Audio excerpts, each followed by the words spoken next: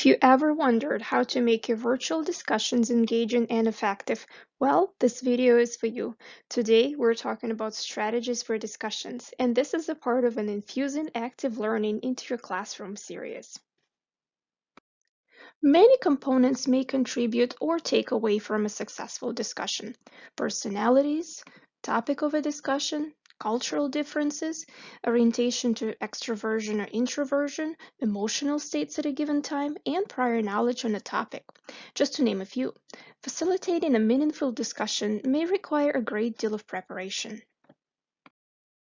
In a face-to-face classroom, you may have experienced a pause. There was silence. There were no hands. You looked around. You were looking for nonverbal cues. You identified that one student and called on them. Yes, that student just needed a little nudge. The student was ready to contribute. Then others spoke up too. In a virtual classroom, with some cameras off and some on, it may feel like a ghost town sometimes. It's just an awkward silence. Well, there might be an occasional background noise too, but not much participation. These challenges are understandable, but with practice, there are some ways to reduce silence and uncertainty and transform the moment of silence into an opportunity to motivate your learners and connect with them. In this video, you will learn about 6 strategies to promote discussion. First, openly discuss how virtual discussions feel different than in-person discussions. It is also a good idea to establish clear expectations and mechanics for virtual discussions. Prepare students to expect that you might call on them. It's a good idea, though, to poll your students first to see whether they're comfortable with such approach. Make space for all student voices and equitable participation. Do some planning in advance and ask your students to do the same. And finally, leverage your available technology. Use breakout rooms to engage students in collaborative learning. The first strategy focuses on the discussion of the discussion activity. If you're thinking about introducing a discussion to your virtual live class, talk to your students about how different it might feel to participate in such a discussion. Allow time and space for reflection. Show your students that you value their input and collaborative learning environment. Virtual discussions also might feel more managed than what you're accustomed to in a physical classroom. But these discussions also need more explicit direction. Don't be afraid to provide more structure, especially at the beginning of a class, the first few weeks. With practice, things will feel more natural. Extend grace to yourself and continue to provide opportunities for reflection on how the discussions are going. Make it clear to your students that you're open to feedback and want to support their learning in the best possible way. The second strategy is establishing clear expectations for virtual discussion. Of course, this advice applies to any instructional and learning activity, but in this case, it's important to attend to the unique aspects of the virtual format. Do you want your students to use the raise hand feature to be called on? If not, should they always identify themselves verbally, say their name before speaking? Even basic expectations such as muting their microphones when not speaking can make virtual discussions experiences be so much better. If a class meeting involves a mix of lecture and discussion, cue the shift explicitly. Set a time frame and let students know the specific goals of the discussion at hand. For example, do you want them to interpret a data set or react to an assigned reading? Will students be presented with a case study? It is a good idea to provide a prompt right on the screen, post it in the chat, or link to a document with steps and expectations. If students don't need to spend too much cognitive bandwidth on figuring out how to participate, the quality and frequency of participation may increase dramatically. Prepare students to expect that you might call on them. It's a good idea, however, to poll your students first to see whether they're comfortable with this approach. Wait time is a useful teaching technique, but extended silence can sap the class's energy, especially in a virtual environment. Prepare your students to expect that you'll call on them, but in a way that's flexible and kind. Providing questions and prompts ahead of time makes calling on students feel less like a pop quiz. It's important to allow students indicate privately that they prefer not to speak if your class allows for such flexibility. Providing starter templates and guiding questions can prove to be quite helpful. Let your students know that they can participate in a discussion even when the ask is not quite clear.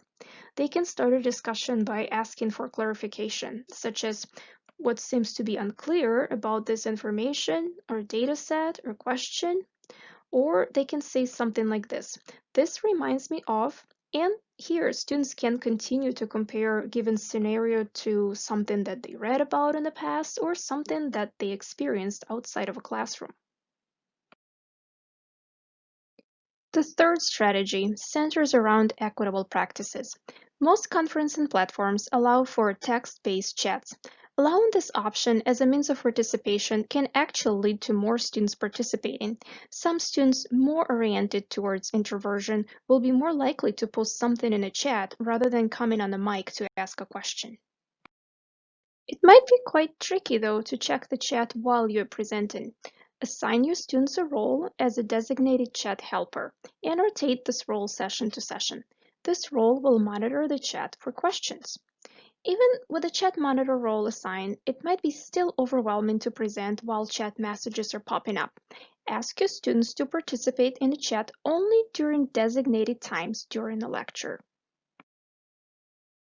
Consider other forms of participation other than just live video.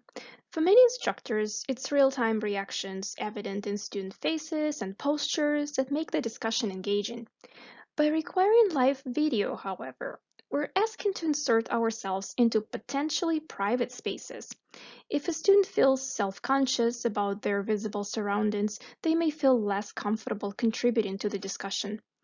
We may look to a video as evidence of students staying on task, but you probably heard of a new and trendy concept, Zoom fatigue. Staying on a video has real psychological impact. There are always technological issues with bandwidth if the internet connection is not strong enough, and for example, in a rural area. So that's definitely a consideration as well. There are other ways you can assess engagement in a virtual live class, such as polling questions or breakout activities. You may tell your students that it's okay to turn off the video, but you'll still expect them to respond verbally if called upon, as well as contributing actively in the chat, and so on. Try one of these techniques and see what works for you and your students. The next strategy is planning. Do some thinking in advance and require your students to do the same. When preparing for a virtual discussion, take time to mentally walk through the learning objectives, driving questions, and key takeaways. Participation will suffer when the ask is not clear, discussion prompts are not well articulated, and expectations are just too ambiguous. Of course, there's room for unanticipated questions during a lecture, and you might decide to ask your audience something on the fly, but for major discussions, planning is important. You might set up collaborative documents ahead of time with questions and ask students to contribute their thoughts to the document rather than in a chat. And the final strategy is leveraging the technology, for example, utilizing breakout rooms to engage students in collaborative learning. Especially for larger classes, small group discussions allow students to negotiate their own understanding of the content. While the instructor cannot really observe all groups at once in a virtual meeting, they might choose to set up cloud-based shared collaborative documents and see contributions happen in live. You can drop into the breakout rooms to check on individual activities and see whether anyone needs help. As always, include instructions that make the process and expectations clear. Try using a shared document to communicate discussion tasks. Many conferencing platforms allow for polling as well. Start a poll and have a conversation around the results. There are also many third-party tools that will allow for interactive activities. Prioritization and categorization types of questions, multiple choice, find an element and an image are just a few examples of activities that these tools can offer. In this video, we discuss 6 strategies for promoting a discussion in a virtual live classroom. You don't have to try them all. See what fits your classroom and your learners, as well as your own comfort level with technology. Try one strategy at a time. Practice, collect feedback, then practice again. With time, you will be facilitating engaging discussions.